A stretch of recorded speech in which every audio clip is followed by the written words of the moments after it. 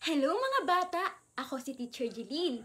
At para sa mga hindi makasunod sa ating activity, ay narito ang simpleng video upang inyong maunawaan kung ano nga ba ang pagkakasunod-sunod ng gagawin para makabuo ng isang collage. So, meron tayo ditong folder, stick, glue, tape, at gunting. Paalala, ang paggamit ng gunting ay kailangang doble ang pag-iingat dahil maaari kayong masugatan sa paggamit nito. At isa pa, kung talagang hindi nyo talaga alam o nahihirapan kayong maggupit, ay maaari kayong humingi ng tulong sa akin. Ayos ba yon? Very good! At ang hindi mawawala, ang ating gugupitin sa araw na ito.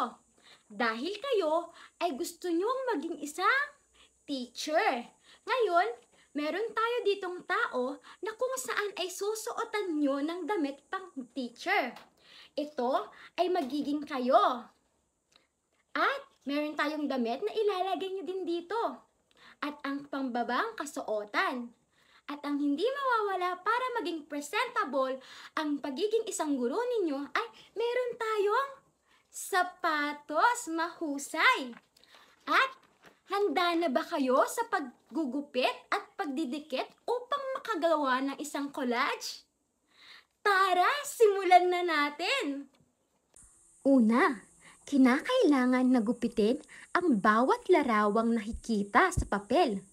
Katulad na lang ng tao na kung saan ay magre-representa sa inyo. At pagkatapos ng tao ay sunod natin ang damit. At pagkatapos ng damit ay ang palda o ang pangbabang kasuotan. Pagkatapos niyan, ang sandals na kung saan ay isusuot sa paa.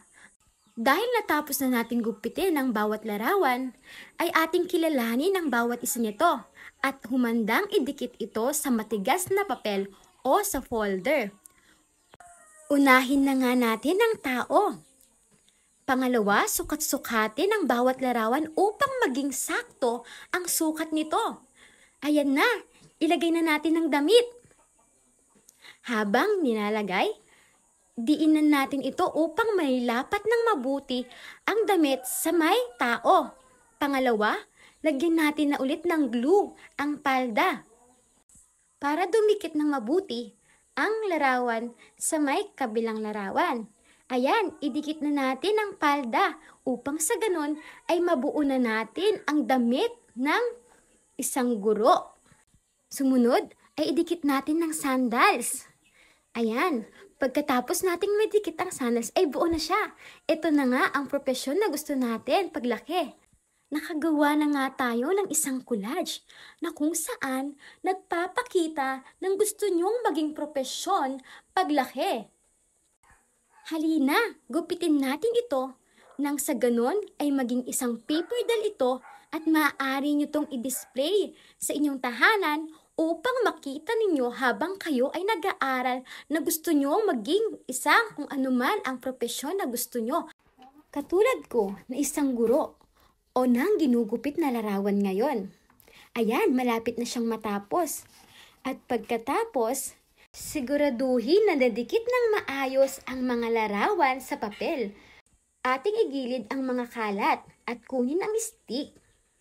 Pag nakuha na ang stick, ay ilagay natin ito sa likod at lagyan ng tape para hindi ito malaglag. At ito na nga ang kinalabasan ng ating activity ngayon.